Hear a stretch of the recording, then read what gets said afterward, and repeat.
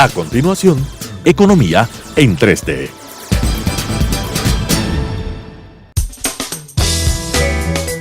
Clasificación A. Apto para todo público.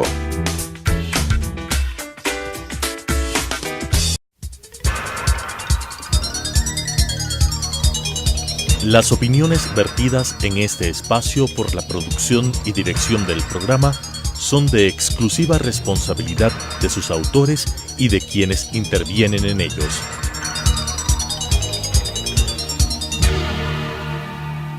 Telesucesos Canal 29 presenta Economía en 3D.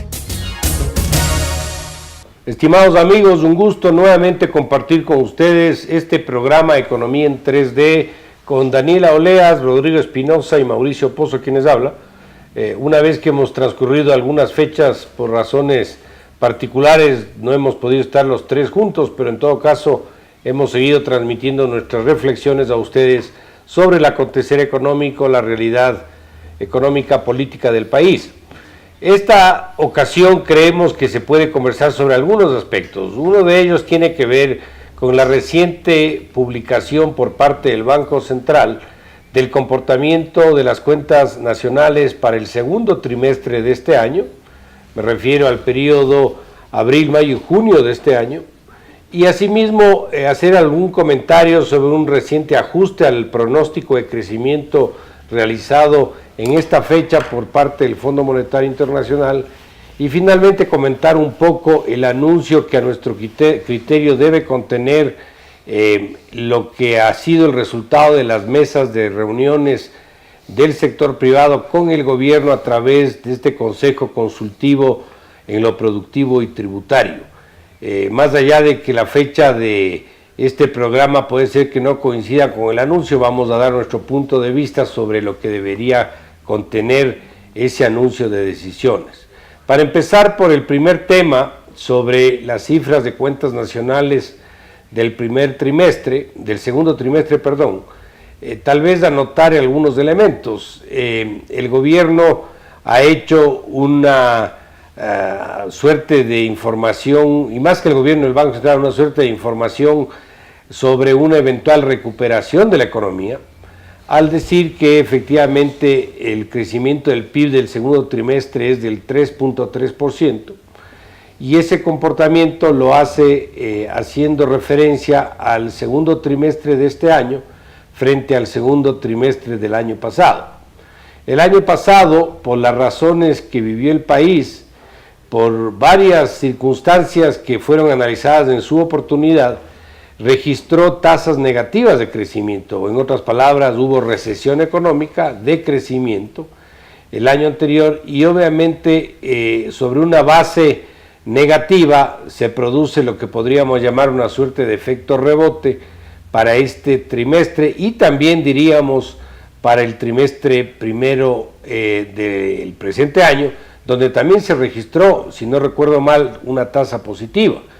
Pero ese comparativo es respecto, como menciono, al mismo trimestre del año pasado. Para uno poder anticipar si una economía está en una recuperación sostenida, me parece que debemos hacer un análisis un poco más global, un poco más extenso, como tiene que ver, por ejemplo, el comportamiento de los trimestres previos, porque el comparativo de los trimestres previos en la práctica y estadísticamente hablando da más información de la tendencia del crecimiento. Ese comparativo no se lo hace, simplemente se lo pone respecto al mismo trimestre del año pasado. Y el otro argumento es analizar, a mi manera de ver, las fuentes de ese crecimiento, si las fuentes de ese crecimiento son sostenidas o de dónde provienen. Doy el ejemplo, si las importaciones crecen porque se eliminaron ciertas restricciones o porque hubo un evento extraordinario, como fue la firma del acuerdo con Europa, que dio paso a una reanimación de las importaciones, se da el proceso, pero obviamente puede ser un proceso por esa sola circunstancia y no algo que necesariamente se pueda mantener hacia adelante. El otro elemento es si ha habido un incremento del gasto, como sí lo hubo en esas fechas, y eso dio paso, por ejemplo, a un aumento del consumo de los hogares, que es otro factor y otra variable que también creció, hace ver que sí, hubo un aporte de esta variable, de este factor, pero producto de lo que acabo de mencionar, eventualmente de un aumento de gasto público, y a su vez atado a un tema de mayor endeudamiento público, probablemente de origen externo. Si nosotros tal vez tendríamos cifras que nos digan hubo ingreso de capitales significativos por inversión extranjera, o hubo un mayor aumento de capitales por exportaciones, no solo por precios, sino también por volumen, probablemente podríamos decir que hay más argumentos para sostener una recuperación sostenida. En ese sentido, para dar mi opinión inicial sobre este tema, yo diría que todavía faltan datos, como muchas veces se menciona entre economistas, para poder sostener que esto efectivamente es un crecimiento sostenido de la economía. Yo creo que hay que esperar un poco más y ver que reaccionen otras variables para sostener que esto efectivamente es como yo acabo de mencionar. No sé cuál es la lectura que tú tengas, Rodrigo, sobre este tema. Sí, en realidad lo que tú decías al comienzo, ¿no? Estamos comparando contra un periodo totalmente negativo para la producción. Si tomamos en cuenta el primer trimestre, por ejemplo, del año 2016, hubo un decrecimiento del PIB del 4% anual. Y si comparamos del segundo trimestre del 2016, hubo un decrecimiento del 2.1% en el PIB. Entonces, comparando con estos dos trimestres totalmente negativos, es de esperar que haya un pequeño crecimiento. Pero ese es un pequeño crecimiento que si añadimos otras variables, otros aspectos importantes de la economía, como por ejemplo el índice de inflación. El índice de inflación, hemos llegado por primera vez a un nivel de deflación. Al mes de septiembre, la economía, los precios bajaron en 0.03%. Y eso históricamente no ha sucedido. O sea, hemos llegado a un nivel de precios negativo. Eso es algo que los países tratan de impedir, el que sus economías alcancen niveles de deflación. Entonces, continuamos con los problemas de la producción en el país, con un sector público que con gastos desmedidos e ineficientes, que no tienen un impacto en el PIB como deberían tener. Hay ineficiencia y adicionalmente hay corrupción y hay despilfarro. Entonces, lo que necesita el gobierno urgentemente es tratar de corregir problemas serios que estamos enfrentando, como es, por ejemplo, la balanza de pagos. Las reservas monetarias están en niveles bajísimos, 2.200 millones, cuando hace pocos años teníamos más de 6.000 millones en las reservas monetarias. Y una economía dolarizada, con esos niveles de reserva monetaria internacional, preocupa mucho. Y la respuesta es, tiene que haber mayor ahorro, tanto del sector público como del privado, para poder resolver el problema de balanza de pagos, que es, yo creo, el problema más importante en este momento. Y para lograr la solución en la balanza de pagos, si estamos hablando de ahorro público, con el ahorro público está reduciendo el déficit fiscal. Tiene que hacer algo como los que señaló el alcalde de Guayaquil, Jaime Novoa, que le dijo: presidente, solicite que por lo menos un 10% del presupuesto del Estado se pueda disminuir, sea obligatorio disminuir. Eso no va a generar ahorro, lo que va a generar es una disminución del déficit. Y ese es el camino correcto que tiene que seguir el gobierno. Y el sector privado también tiene que incrementar el ahorro para pensar en una inversión futura. La inversión no se puede hacer exclusivamente con reducción de impuestos. Daniela. El gobierno ha hecho este anuncio diciendo que hay una mejoría en la economía, pero Es un anuncio que ya se venía dando desde la otra presentación del informe del Banco Central. Yo creo que la idea del gobierno es tratar de minimizar lo que todos los analistas decimos, y es que el problema económico es mucho más profundo de lo que en realidad se quiere asumir. La idea es tratar de que las personas no tengan una sensación de que estamos en una crisis, sino que es un tema que se va superando y que estamos superando. Si bien es cierto lo que ustedes dicen es verdad, o sea, si nosotros comparamos el crecimiento en relación al año pasado, que era justamente cuando hubo el terremoto, obviamente estamos mejor. Era como cuando se comparaba contra el 99, donde estábamos pésimo en la economía, y claro, en el 2001 estábamos muchísimo mejor, porque después de que el ciclo económico llega al peor momento, siempre va a haber recuperación. Ahora, el tema es, ¿por qué existe esa necesidad de presentar una imagen más positiva de lo que es en la realidad? ¿Por qué se necesita llegar a eso? ¿Por qué el gobierno no quiere transparentar las cifras? ¿Qué está pasando? Bueno, yo tengo mi lectura sobre esto.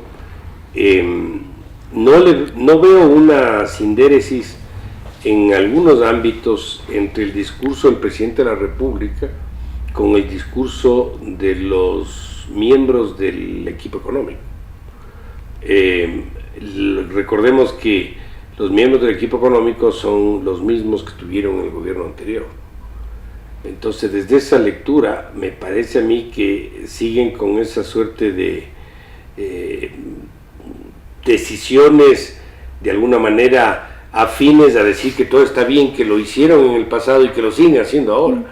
Y no hay una suerte de reconocimiento de decir, señores, esto está en esta ruta, esto está en esta otra ruta, y el problema es este. O sea, no se está diciendo, a mi criterio, por parte del equipo económico, la realidad de la situación. Sin embargo, el presidente sí lo ha dicho. Él hasta ha calificado la situación cuando se posesionó, indicando que el país está atravesando una situación crítica. Pero ese no es el discurso que se ve del equipo, y las acciones tampoco hasta ahora denotan esa situación. Pero ve, Mauricio, si uno es ministro de Finanzas en este momento, uno se encuentra con que la caja fiscal es demasiado chica. O sea, tiene problemas de financiarse. Por eso andan desesperados pidiendo financiamiento en todas partes. Eso es una demostración de que la economía no está bien. No está bien. Si se analiza un economista y encontramos que estamos con deflación, ¿cómo podemos decir que estamos bien? Entonces, al no transparentar la información, al no señalar lo que se debe decir, se está haciendo un daño muy grave al país, porque el sector privado dice, están señalando que la economía ahí está mejorando y yo no vendo, yo tengo que bajar los precios para poder vender. Entonces, no puedo incrementar el empleo. Entonces, lo mejor es transparentar para que el mismo gobierno inicia un proceso de recuperación económica que permita que esta recesión que estamos viviendo, ya estamos hablando de deflación de precios. Este es un problema muy serio, y si adicionalmente la banca extranjera como el Credit Suisse señala de que hay un problema muy serio de balanza de pagos y de reservas monetarias, y ellos que han visto las cifras de reservas se dan cuenta que hace 4 años teníamos 6.000 millones en reservas y ahora tenemos 2.200. Mira. Yo creo en eso, que probablemente en la mentalidad de algunos funcionarios públicos está la idea de no dar malas noticias, pongámoslo así, al país, a los ciudadanos. Pero yo creo que la economía se sustenta en bases de confianza, y la confianza viene también porque uno diga la verdad.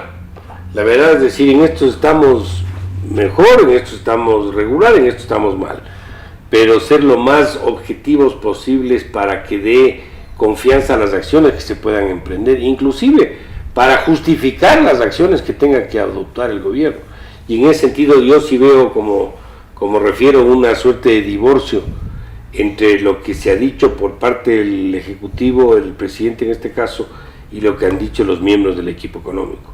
Y el otro elemento que es fundamental es que la baja de tensión, me refiero al discurso oficial, al mensaje del presidente, luego de transcurridos los 10 años de agresividad, de persecución en muchos casos, ha hecho que algunos inversionistas decidan ya dar un paso hacia adelante, aunque sea leve, y eso yo he visto en algunos sectores, a pesar de que las acciones todavía no llegan. Por esa razón es que hemos venido insistiendo en la necesidad de que se dé paso ya a un programa integral económico, para que los ciudadanos, los inversionistas puedan saber exactamente hacia dónde quieren llegar. Y eso tiene que pasar necesariamente por una transparentación de la situación, la transparentación de las cifras y un análisis, yo diría, más ecléctico, más objetivo de cuál es la realidad de este momento para inclusive tomar, como digo, las decisiones que corresponden. ¿Qué dices tú, Daniel? Y claro, frente a eso, lo que queda es esperar el anuncio del presidente frente a las medidas y ver si efectivamente el programa económico responde a estas expectativas. Porque lo que se espera es tener un programa económico que sustente todo, porque en este momento todavía no tenemos sino algunas ideas generales, pero nada concreto. Ahora, plan no hay, y lo que van a presentar no es un plan, van a presentar un grupo de medidas que ellos piensan que se debe adoptar en este momento, pero se ve que hay un gran temor en los funcionarios que forman parte de este grupo. Hay temor porque se está hablando, no conviene hacer tal cosa porque la situación actual no permite, no hay cómo hacer tal otra cosa, hay que hacer una política gradual, pero no se ve algo que diga, por ejemplo, en balanza de pagos, ¿qué vamos a hacer? ¿Qué vamos a hacer? Es necesario para la balanza de pagos, de acuerdo a la academia, de que se incremente el ahorro del sector público. Eso es clave, eso no han dicho ninguno de ellos. Entonces, eso me preocupa a mí, porque estamos hablando solamente de cuestiones de impuestos y sin hacer un análisis profundo de lo que significa una reducción de impuestos. La reducción de impuestos va a generar más trabajo, va a generar más empleo, va a generar más inversión. Y además a mí me si parece... estamos en una economía en depresión que no están vendiendo, esto lo único que va a generar es un ahorro al sector privado, pero ese ahorro debería evitarse que se canalice hacia importaciones. Y una cosa que a mí me parece es que todas estas propuestas vienen desde el sector privado. Si uno escucha cuáles son las medidas de este grupo que está analizando y que está proponiendo, todo lo que viene de reducción de impuestos viene desde el sector privado. El sector público dice vamos a esperar las propuestas para analizar y ver qué es lo que nosotros acogemos de eso. Pero desde el gobierno no se ve ninguna afirmación clara. Verás, al comienzo los funcionarios de gabinete que estaban participando activamente hablaban mucho, no hablaban de apertura de mercado, no estaban hablando de eso, hasta negativos frente a la apertura, porque decían una apertura boba, seguían manteniendo las tesis del gobierno anterior. Se han dado cuenta que con la Comunidad Económica Europea, el Tratado de Libre Comercio ha sido muy positivo para las exportaciones, extremadamente positivo. Entonces ya se están dando cuenta de que es importante abrir mercados. Pero hasta ahora no hacen nada, por ejemplo, para que el Ecuador ingrese a la zona del Pacífico. Sería el único país que no está en el tratado ese. Y no hacen nada. Y yo veo ineficiencia también en el gobierno en la parte del manejo económico de los nuevos y de los antiguos. Vamos a entrar en una primera pausa, estimados amigos. Continuamos en un momento más. Enseguida volvemos. Economía en 3D.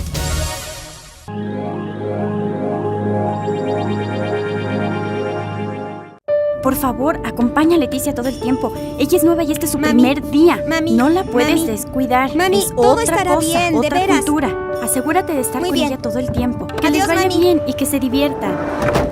Ignora a mi mamá. Está nerviosa por todo esto. Creo que se preocupa más de la cuenta, ¿no crees? Y siempre hace lo mismo. Así que, ¿estás lista para entrar al horripilante castillo de los espantos?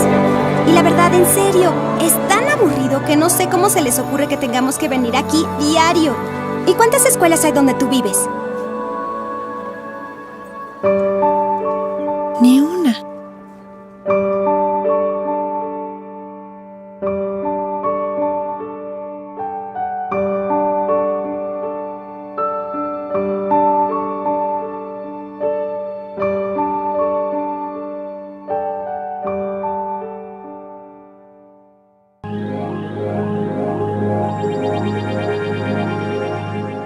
Continuamos Economía en 3D. Continuamos con ustedes, estimados amigos, en esta segunda parte del programa Economía en 3D con Daniela Oleas, Rodrigo Espinosa y Mauricio Pozo. Estamos analizando un poco los indicadores del segundo trimestre de este año que se acaban de conocer hace pocas semanas y un poco tratando cuáles son los problemas que se presentan y por qué ocurre la situación que indican esos números. Tal vez para continuar en esto mismo y añadir algunos otros, decir que efectivamente no se ve todavía la claridad hacia dónde debería caminar el programa. Las decisiones que se han adoptado son decisiones todavía muy blandas, muy aisladas unas de otras. El tema del Consejo Consultivo Tributario Productivo está bien en el sentido del diálogo, de la participación privada, pero obviamente esto abarca un campo que es básicamente el tema tributario y eventualmente el tema de financiamiento a través de la banca pública al sector privado, pero la economía es eso y mucho más. Y hemos hablado de la balanza de pagos. Yo ahí, tal vez Rodrigo, sería bueno conversar un poquito y decir cuáles son los problemas que se ve, pero de lo que podemos observar en las cifras, tenemos una balanza de pagos básicamente sostenida por endeudamiento externo. El endeudamiento externo sostiene la balanza de pagos. Hay sí algo mejor resultado en el comercio exterior, pero por las razones que también anotamos. Las razones del acuerdo europeo y de algún levantamiento de restricciones de importaciones, pero en inversión extranjera no vemos ningún resultado real, ni que reaccione la economía. No recuerdo la cifra exacta, pero fue algo así como 170 millones de inversión extranjera el segundo trimestre. Ahí no vemos grandes cambios. Vemos un servicio de deuda externa que está creciendo por la necesidad fiscal precisamente, que es otro filtro de plata que se va al exterior, no filtro, sino un tubo de recursos que sigue saliendo afuera y que le genera más presión al sector externo. Pero mira, y no se ven las decisiones. Perdóname, de lo que estás hablando vos, el problema de balanza de pagos, dice que lo que está sosteniendo la balanza de pagos es el financiamiento externo. Eso es una demostración de que hay un serio problema de balanza de pagos, porque el financiamiento externo, nosotros lo que debemos lograr es un superávit en cuenta corriente.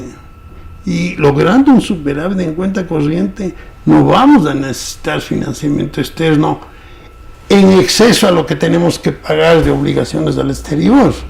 Y eso es lo importante. En la academia, digamos, como un médico dice, este señor está enfermo del corazón, hay que darle tal remedio y tal remedio. En economía, cuando hay problemas de balanza de pagos, el remedio es ahorro. No hay otro remedio. El remedio es ahorro para tratar de reducir la presión que uno tiene en la salida de recursos frente a lo que ingresa. Y lo que le frena la salida de recursos es el ahorro. Entonces la pastilla es del ahorro.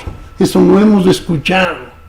Y lamentablemente, y lo bueno, cuando hablamos de ahorro público, hace beneficio, es una pastilla para la balanza de pagos y es una pastilla adicional para el problema fiscal. porque permite reducir el déficit fiscal, que son los problemas que el país está viviendo. Entonces sí es desesperante el que no se estén enfrentando estos problemas que son serios de la economía y estemos hablando de cosas que para mí no tienen importancia, como eso de que hablan de que los impuestos tenemos que bajar esto, tenemos que bajar esto otro. Mucho más importante que bajar impuestos en este momento es reducir el gasto, como dice Nebot. Hay que reducir el gasto en un 10% y después veremos qué hacemos con los impuestos. Los impuestos que hay que eliminar son los que hacen daño a la economía, como por ejemplo el de la plusvalía a la construcción. Son 10 trimestres que hemos tenido el sector de la construcción negativo. El sector de la construcción, que es el segundo sector más importante en la economía del Ecuador, que es casi 3 veces el petróleo. Entonces, eso es lo que hay que hacer, eliminar todos los impuestos que generan problemas a la actividad económica, como este de la plusvalía, y preocuparse de la balanza de pagos. Y yo estoy desesperado porque no he oído a nadie una preocupación sobre la balanza de pagos. Y claro, lo que se escucha además por parte de los funcionarios de gobierno y los asesores es que no quieren sino hacer una reducción gradual de gasto por la implicación que puede tener en la economía. Sobre todo se está pensando en reducción de puestos de trabajo. De todas maneras, lo que sí se podría hacer es la reducción de esa cuenta, que es casi la mitad de lo que se destina a sueldos y salarios, que es la cuenta de bienes y servicios, que es prácticamente la mitad. Estaba más o menos en $5.000 millones frente a 9.000 millones de salarios, donde se mete todo, todos los eventos, toda la publicidad, todo. No está solamente servicios públicos, sino está todo. Pero mira otra cosa. Pero no hay un análisis. Verás, otra cosa que hay que analizar. El papel del Estado frente al sector privado. ¿Qué importancia tiene economía el uno y el otro? Entonces, si el Estado representa un 20% o máximo el 30% de la economía, cuando nosotros estamos hablando de cosas del Estado, de que tiene que reducir el gasto, pero cuidado porque eso va a afectar a la economía. No, la economía se sustenta en el sector privado. Entonces una reducción de gastos del sector público tiene un efecto muy pequeño en la actividad económica. Y lo malo es que se escucha muy a menudo de que hay que evitar la reducción de gastos del sector público por el efecto en la economía. El efecto en la economía de una reducción de gastos del sector público es extremadamente positivo desde el punto de vista de balance de pagos. País dolarizado, que requiere reservas, y desde el punto de reducir el tamaño del Estado y darle incentivos al sector privado. Ahora hay un tema ahí, Rodrigo, que yo creo que tenemos que considerar. Esa suerte de reemplazo, llamemos así, de que yo gasto menos como sector público y el motor es del sector privado, se da en un ambiente de confianza, se da en un ambiente de certidumbre, y de para incentivos. que puedas tú animarle, porque si tú has vivido básicamente con un crecimiento económico bajo o mediano, básicamente por tema de gasto público, y el otro no ha reaccionado por el que el entorno no ha sido el mejor, el rato que cierras esta llave y no das las condiciones para que éste se mueva, sí vas a tener un problema. Pero eso ahí sí vas a tener un problema real. Y el otro tema que también creo que vale la pena mencionar es que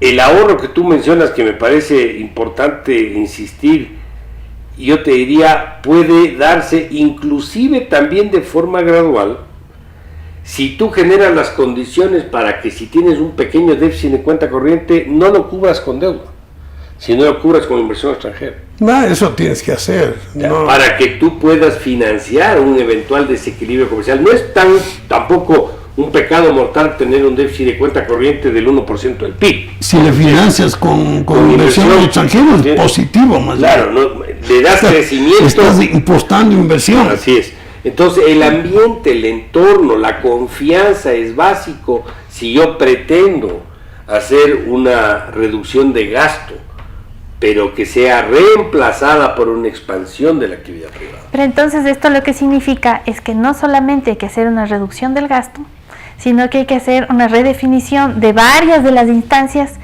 que tienen que ver con la tramitología que tiene abogado al sector privado. Porque tiene que hacer el tema, ¿por qué? Porque el gobierno anterior tenía la idea de que hay que recuperar el Estado y hacer regulación sobre el sector privado. Pero se les fue la mano. Y la regulación es prácticamente pedir, para cada producto tú tienes que sacar un registro sanitario. Es decir, si tú tienes 4 chocolates, un chocolate sabor a frutilla, a fresa, a naranjilla, tienes que sacar 4 permisos. Entonces, toda esa tramitología también retiene al sector privado. Entonces, no es solamente, es también pensar en cómo facilitar la vida para que las personas puedan producir. Por eso es que estamos hablando de la necesidad de un programa económico integral, porque lo que tú dices es absolutamente real y correcto, pero también tienes un problema, por ejemplo, de un mercado del trabajo que no puede moverse. Se requiere un mercado mucho más moderno, mucho más flexible. No quisiera utilizar la palabra flexible, pero mucho más adaptado a las circunstancias, donde haya mayor posibilidad de contratar. Cuando tú, por ejemplo, limitas una estructura de contratación a un número de horas predefinido, lejos de proteger al trabajador, impides la contratación. Y no es que le proteges al trabajador, le impides al desempleado que consiga empleo, y al empleador le impides que contrate. Entonces, hay muchas acciones en paralelo que tienen que hacerse, y eso a mi criterio no hay ninguna otra forma que no sea con un programa integral que aborde la tramitología, aborde el mercado laboral, aborde el sector externo, aborde el tema impositivo, los acuerdos de comercio, algo que le dé forma, pongámoslo así, a la estructura que estamos viviendo. Tal vez abonar en esta conversación una reciente publicación que acaba de anunciar el Fondo Monetario sobre el ajuste de las metas de crecimiento económico. Habla de un crecimiento, pongámoslo entre comillas, del 0,2% para este año y del 0,6% para el 2018. Algo mejor de lo que estaba antes, recordemos que estaba en menos 1,7%, si no recuerdo mal, en el 1%, y algo similar para el próximo año. Pero obviamente esto lo único que nos quiere decir es que el año pasado, recesión, este año estancamiento, el próximo año estancamiento. Más que nunca, bajo ese escenario, hay que buscar un programa que trate de corregir estos problemas de desequilibrios macroeconómicos y de poderle dar al país una ruta de salida. Me refiero de reactivación económica. Sin embargo, de que yo he sido en lo personal un poco más optimista que el promedio, creo yo, de muchos analistas, me parece que si algo debemos tener claro, al menos como yo veo las cosas, es por más buen programa económico que se diseñe, yo no veo espacio ni condiciones para que el país entre en crecimientos más acelerados, al menos durante este gobierno. Yo no le veo que el Ecuador pueda crecer a tasas del 4 o del 5% en un periodo corto. Pero ve, Mauricio, algo que debemos estar todos de acuerdo. En el Ecuador hay mucha ineficiencia, hay un exceso de capacidad tremenda. El sector agrícola es un sector importantísimo al cual no se le ha dado la importancia. A la innovación no se le está dando la importancia. A la tecnología no se le está dando la importancia. Por eso es que no se apoya a la inversión extranjera. La inversión extranjera es una fuente de innovación, de tecnología, de empleo adecuado, ¿no? Es muy importante y te ayuda al problema que tienes de balanza de pagos. Entonces, si tú tienes un equipo económico eficiente, que sepa como un médico dar las medicinas correctas, yo creo que el Ecuador tiene muchas posibilidades de lograr tasas de crecimiento adecuadas, porque lo que se requiere es gestión eficiente para que toda esa capacidad que el país tiene de producir y que en este momento está parada, comience a funcionar. Entonces, yo sí, mi preocupación es un problema de gestión que no veo una gestión eficiente. Y eso se aprecia diariamente, en forma cotidiana. Por ejemplo, las declaraciones del señor director del IES, en el sentido de que tengo un superávit, de que los ingresos superan a los egresos. Por 300 millones. ¿No? Realmente, O 300 de... oye, que nos están viendo la cara. ¿Cuántos expertos en el sector han señalado que estamos atravesando un problema tremendamente difícil? ¿Por qué el señor presidente de la República no les llama y hace un grupo específico que analicen el problema del Instituto Ecuatoriano de Seguridad Social? Eso es lo que se debe hacer. No se puede tener a una persona que no es un experto en seguridad social diciendo cosas como las que dice y además quiere incrementar las pensiones. Un absurdo cuando estamos atravesando un problema serio en el Instituto de Seguridad Social, que la institución que obtiene el ahorro del país se dé el lujo de que para realizar inversiones tenga que contratar deuda externa. Eso es un absurdo. Yo no conozco un instituto, alguien que esté encargado de la seguridad social, que pida financiamiento externo para sus obras. Si es la entidad con mayor ahorro en el país, entonces eso es ineficiencia. Entonces la ineficiencia hay que corregir y eso no están discutiendo el sector privado y el público. Bueno, yo creo en la parte de la seguridad social que no sé si es un tema de desconocimiento o de tratar de tapar el sol con un dedo. El seguro social y la seguridad social en el Ecuador y en la mayoría de los países, y de acuerdo a las normas vigentes, tiene dividido las distintas prestaciones. Tú no puedes mezclar los conceptos. Las principales prestaciones son pensiones y salud, mucho más allá de las otras que son mucho más pequeñas.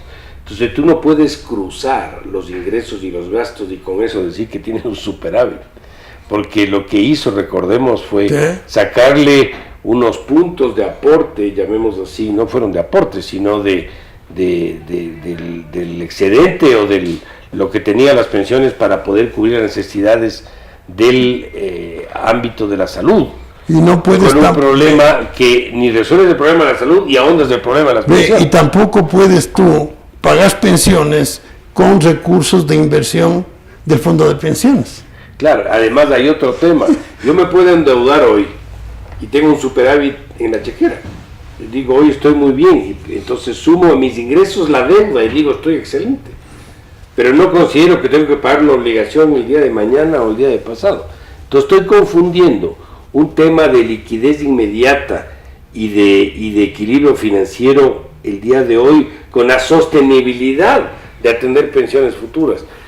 Y sobre esa base, ahí tenemos otro problema que ni siquiera se lo ha abordado. No se ha dicho nada. ¿Qué vamos a hacer el día de mañana si el seguro ya no puede pagar las pensiones? Hay ineficiencia. Y ahora se siguen sumando beneficios.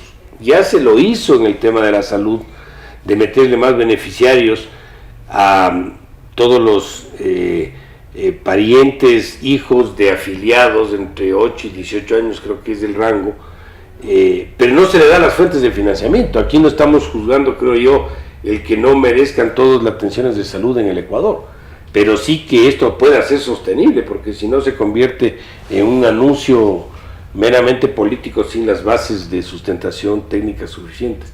Vamos a entrar en un segundo corte, continuamos en un minuto más. Enseguida volvemos. Economía en 3D.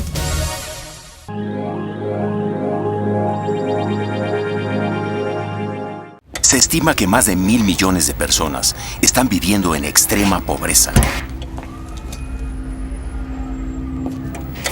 sin tener los niveles básicos de comida, agua. Casi la mitad de la población mundial gana menos de...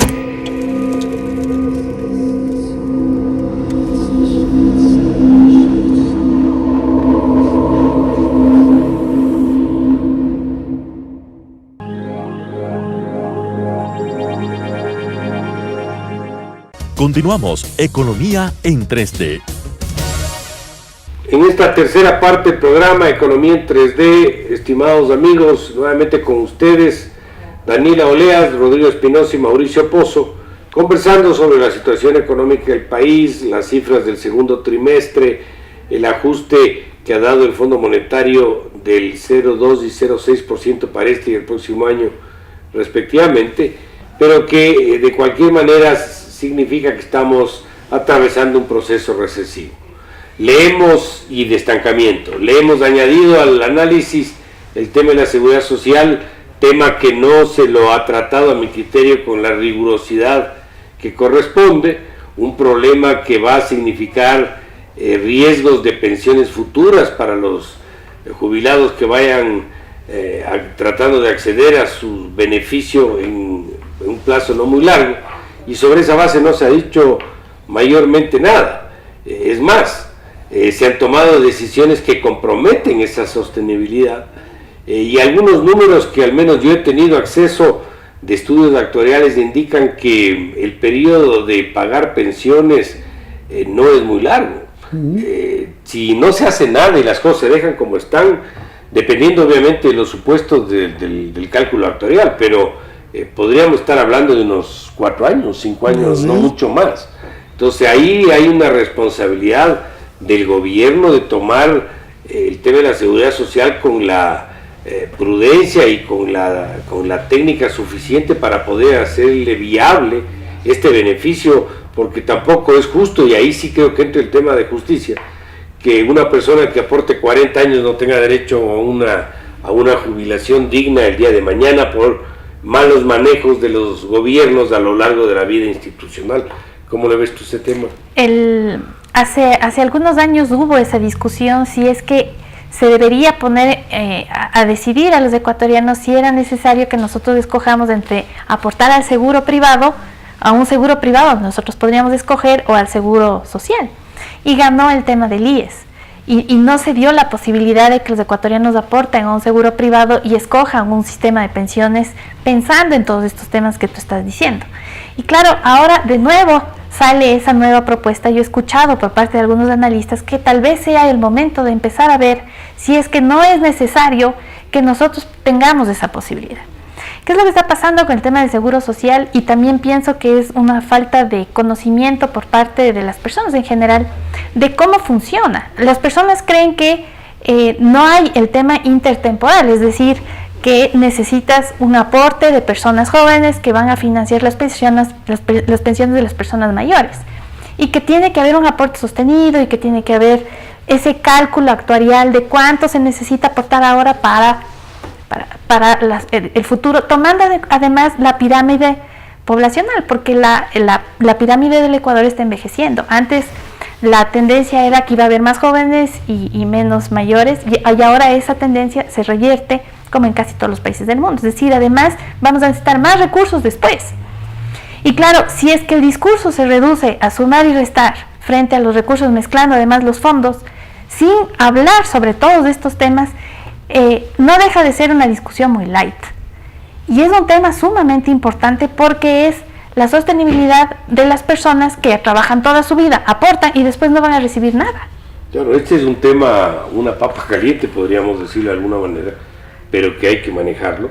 Y además creo que sí tenemos que dejar sentado que la seguridad social siempre ha sido el principal portafolio de ahorro de la economía. Así es. Estamos viendo que en los últimos años medio que estamos ya dudando que eso sea así, hasta con las pruebas de ir a buscar financiamiento para compra de equipos, lo cual no tiene presentación realmente. Yo en lo personal al menos yo creería que la seguridad social tiene que llegar en algún momento a tratar de mantener una suerte de sistema mixto, solidario, porque no se puede abandonar la seguridad social pública general, y poder escoger sí los privados, pero con un principio de solidaridad y de corresponsabilidad.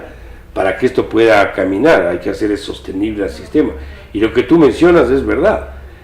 Hace no muchos años la tasa de crecimiento poblacional era del 2%, estamos hablando del 1,5% ahora. Así es. Y medio punto en crecimiento poblacional es bastante. Claro, no se repone a la población. Es bastante. Ajá. Y encima de eso le añadimos más beneficiarios de la seguridad social. Que no cotizan. La gente vive más. Y la esperanza de vida que va aumentando. La gente vive más, hay más jubilados, entonces No me extrañaría que mañana digan no 65 sino más años, o la tasa de aporte ya no va a ser del más menos del 21 sino más.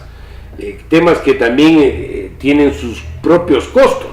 Entonces es un tema que tiene que analizarse y ojalá se la aborde con la seriedad que corresponde. Pero el dueño de la década ganada tomó la decisión de que el Seguro Social tenía que financiar la salud de los niños de una edad desde pequeños hasta los 16 años, sin dar los recursos para financiar eso.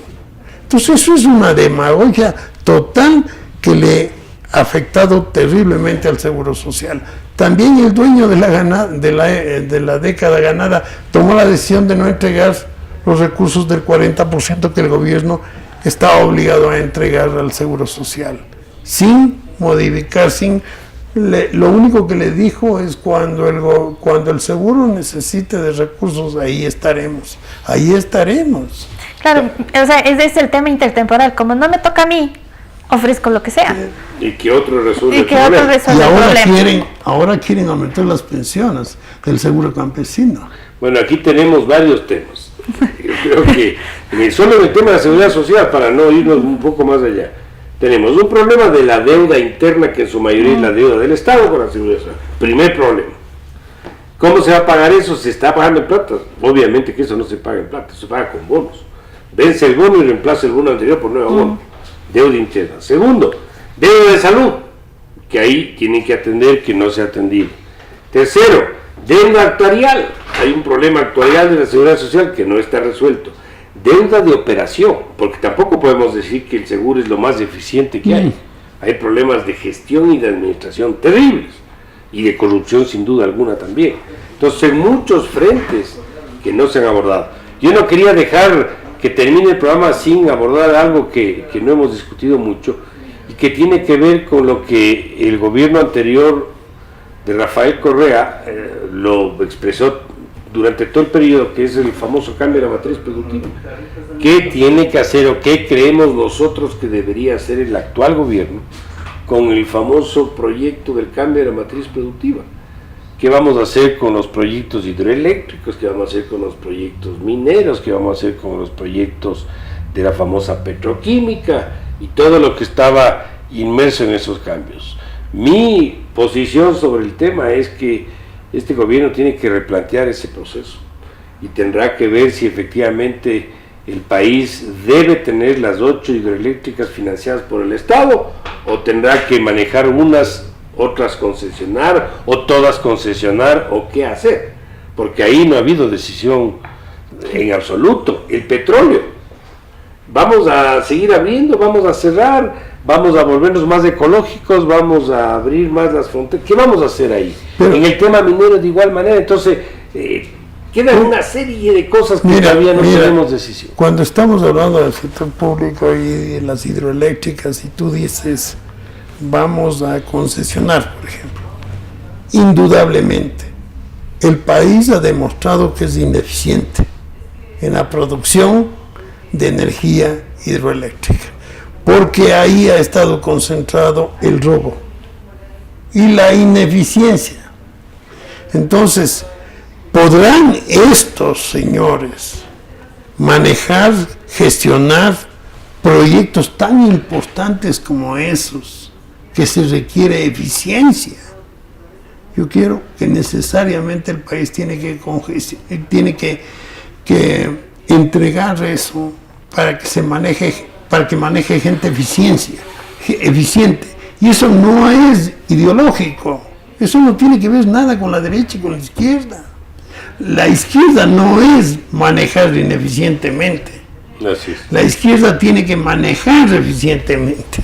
Entonces, el concesionar es algo importante que se debe hacer, y se debe bajar las tarifas. Oye, ¿cómo es posible que se venda a Colombia más barato de lo que se cobra aquí en el Ecuador? Cuando además necesitamos productividad, ¿no? Fomentar la productividad, y esa es una de las maneras. Hay una cantidad de decisiones que hay que ver qué es lo que va a hacer el gobierno, pero por ejemplo, algo van a tener que hacer con ese terreno del aroma. O sea, ¿Vamos a dejar esos 1.500 millones ahí botados?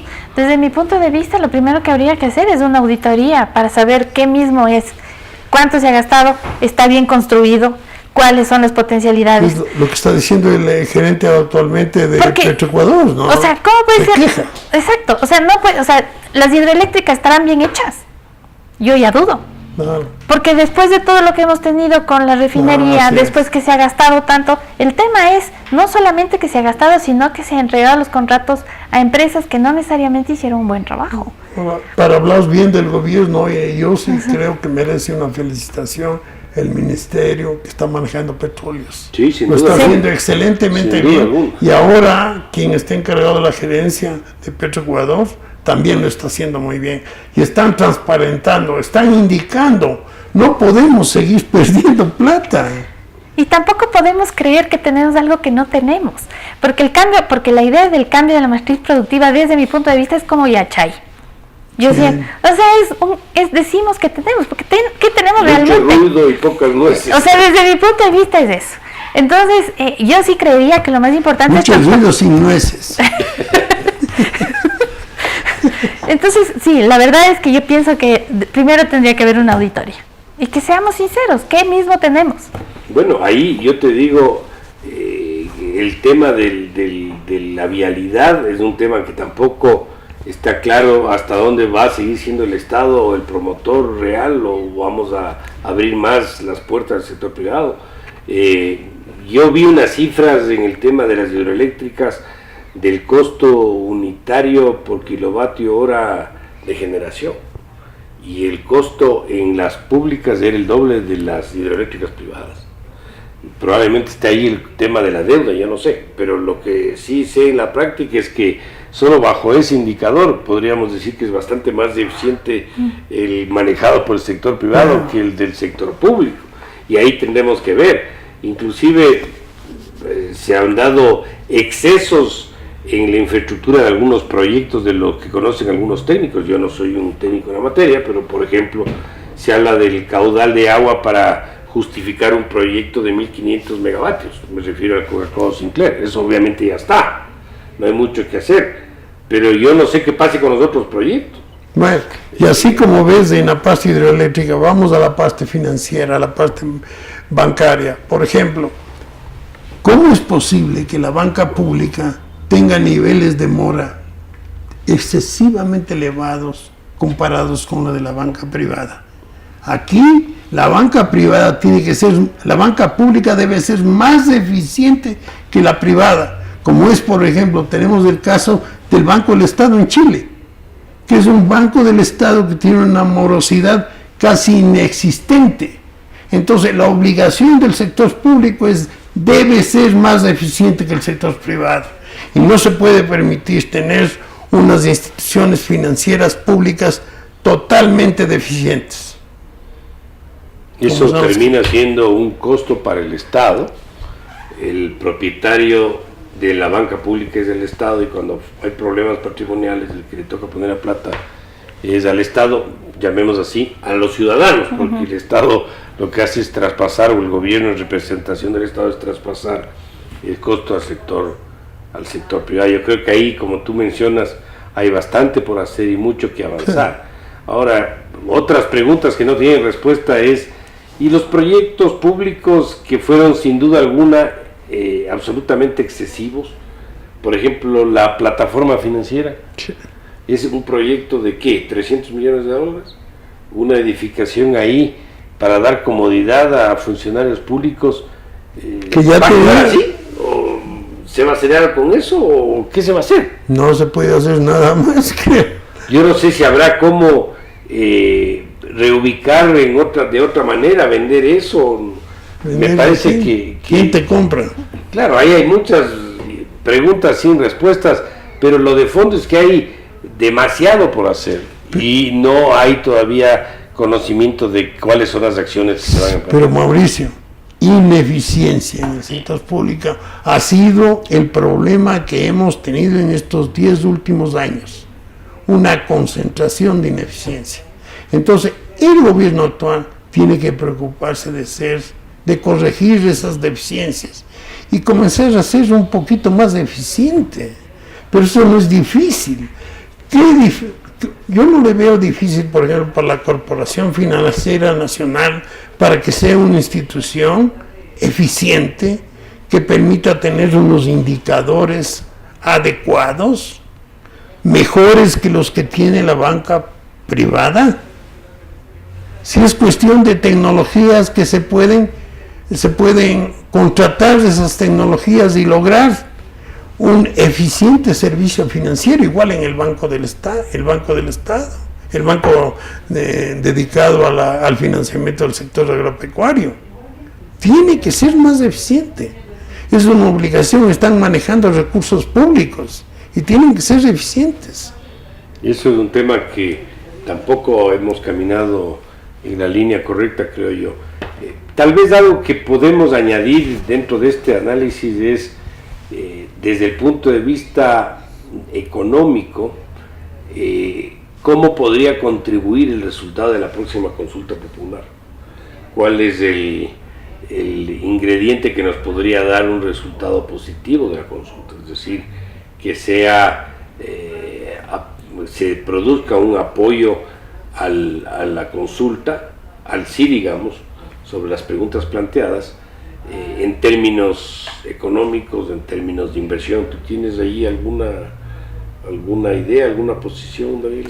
El tema de la consulta, de las preguntas, en realidad, desde mi punto de vista, todo se resume en tratar de definir si es que va a haber elección indefinida o no. El resto de las preguntas, hasta cierto punto, son preguntas que muy difícilmente alguien se puede oponer. No te puedes oponer a los delitos sexuales contra los niños, hay un montón de cosas que no te vas a oponer. Y claro, la idea es poder definir claramente si es que existe un apoyo muy grande para el presidente que le permita alinear a los asambleístas de Alianza País y tener un bloque mayoritario para poder hacer los cambios que se necesita para empezar temas como el dinero electrónico, por ejemplo. O sea, tú necesitas hacer muchos cambios en la asamblea, que son códigos orgánicos que necesitan 3/4 partes de la votación, y el presidente necesita alinear sobre todo a los asambleístas que no están alineados. Oye, y otra cosa que es importantísimo, yo le veo a la oposición deficiente también en el Congreso. Se está hablando, por ejemplo, ya con una sobradez, que hay legisladores de Alianza País que quieren determinar que el problema de la plusvalía es un problema ideológico. Ese es un problema de eficiencia. 10 trimestres seguidos del sector que ha reducido la producción. Eso no es ideología, eso es ineficiencia. Pero ya con la consulta eso se iría, porque la pregunta ya tiene un anexo donde viene ya el cambio de texto que se iría directamente a la Constitución y ya no pasaría por la Asamblea. Pero hay que señalar que muchas cosas que ellos todo es ideología para los de Alianza País. Se refugian en ideología, quieren tapar hasta la corrupción con ideología. Es increíble. De todas maneras, tal vez para cerrar este capítulo, diría yo, un buen ambiente político ayuda a que la economía funcione. Para la inversión extranjera, para la inversión nacional, sin duda abona en la dirección correcta. Bueno, lamentablemente se nos agotó el tiempo de esta entrega a este programa. Queremos nuevamente agradecer su confianza, escucharnos, observarnos sobre el análisis que hemos realizado, y esperemos pues que lo que hemos conversado sea de utilidad para el mejor entendimiento de la realidad económica del país. Nos estaremos viendo en una próxima oportunidad. Les agradecemos nuevamente su confianza. Las opiniones vertidas en este espacio por la producción y dirección del programa son de exclusiva responsabilidad de sus autores y de quienes intervienen en ellos.